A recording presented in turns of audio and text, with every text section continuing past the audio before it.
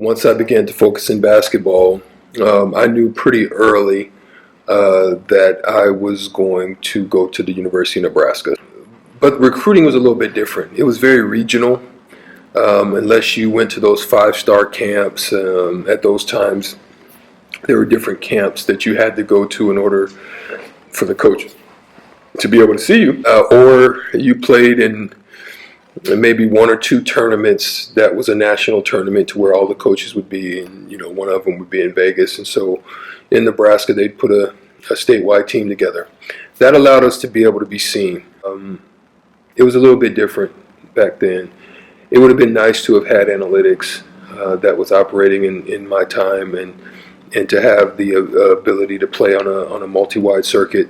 Analytics really just sets and gives a fingerprint. It gives an aspect to the game that helps to just tell a different story than what others may see on film or what they may see in person. Over the course of my time, I got to play against some very, very high-level players. One being Jason Kidd, and although in the NBA we both played for the Mavericks at the same time, but no one would ever believe that what we did and how we played them in Vegas without any of that data. Again, you can't sell a case without information. You can't prove your point without information. The crazy thing about that too is that information goes into a storehouse, or it goes into a desk, or it goes into a closet, and so that information that is valuable to someone is lost, and so you don't get the full weight of what is accumulated by a particular player. That's why I love what EPLAY is doing. We're not just solely caught up on just getting information from any and everywhere. We really take pride in making sure that we validate where that information's come from, and if it isn't from anything that we can validate, we kick it out of the system. So we're truly about telling the right story and letting the truth be in the numbers. As a retired player, I always get calls and people, hey man, I got this kid, man, he's off the chain, man, you gotta take a look at him, Strick, man, can you help him get something? And I'm like, okay, well, his video looks good, you know what I mean, but it's in most cases a video is a compilation of your best works.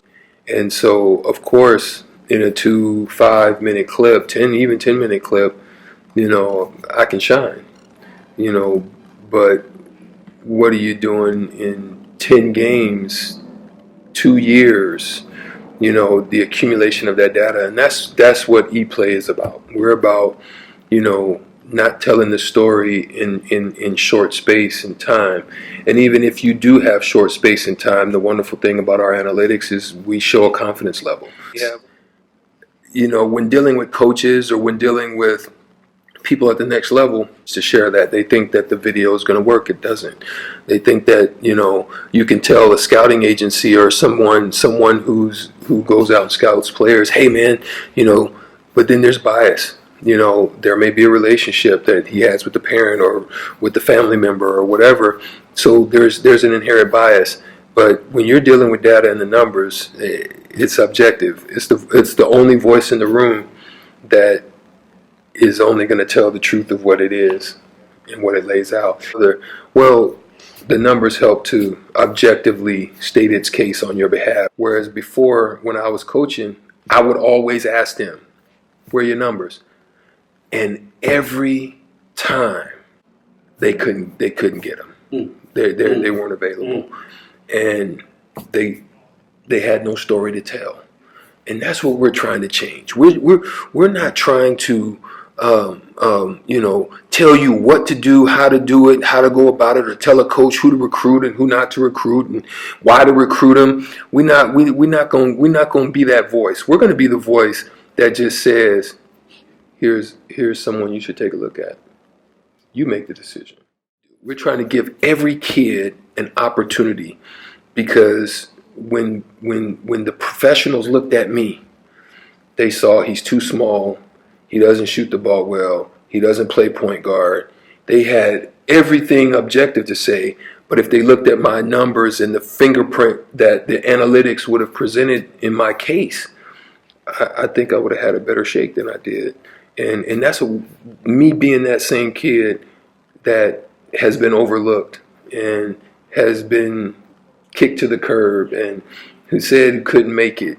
And, no, you know what I mean? Bless God, I had the opportunity to, for someone to see me. It was one person. But we want to open the floodgates and allow 10 people to see you by your numbers as opposed to just one. EPLAY is multifaceted. One of the things about EPLAY as a coach that it can help you with internally is the ability to assess the development and the growth of your players internally. So the information and the data that's provided to you allows you to be able to say, well, you're deficient here. You need to improve here. Here's what you need to work on in the off season. And to tell parents who are constantly on your line, hey, why isn't my kid playing? Well, here's the information where we can help to assess how and why certain groupings of players work together, or if there's an area in which you have a deficiency or an area in which you may be looking for a shooter to add to your slashers. That ProViews will help to give you a picture, not just in your regional areas, but globally. The thing about coaching is you only have a certain amount of time in the day, in the week, in the month to be able to put eyes on players. So what ProViews is able to do is to give them an archetype. What type of player is he? A scorer? Is he a rebounder? How does he pass the ball? Is he consistent? Archetypes. And so as a coach, I'd like to understand the type of player that I'm looking for. And so what ProViews provides is the ability to be able to query and search for players that have a similar archetype to what you just were looking for. Give you the opportunity to find out where those diamonds in the roughs are.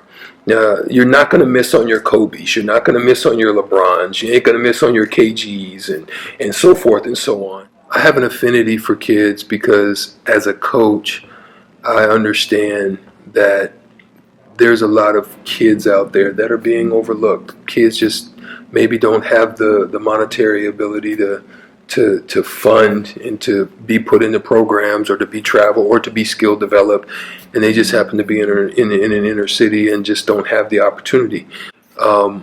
Being a coach and at the highest levels, both in collegiate and the NBA, where one of the things they spoke highly of is that they said I wasn't experienced, and that blew my mind, and I tried to understand why, and it had to do with analytics. So I want to be able to give back to my brothers and to the game that has given so much to me, and to help them who are also being passed over and give them opportunities to come into our system, learn from us. We're doing wonderful things like creating stat clubs to give kids the opportunity to be able to, in their school systems and school districts, to get accredited and certified information in the analytics forum, to become videographers, to become play-by-play callers, to as well become statisticians that they can translate and take that on to college with them and be able to stay close to the game, even though most may not be able to play the game at the level that I did. But we want to provide opportunities in the space to be able to do too. But the funny thing about it all is that we're not limited to basketball. Basketball is only our entry point. Look out, we're coming volleyball, look out, we're coming baseball, look out, we're coming football.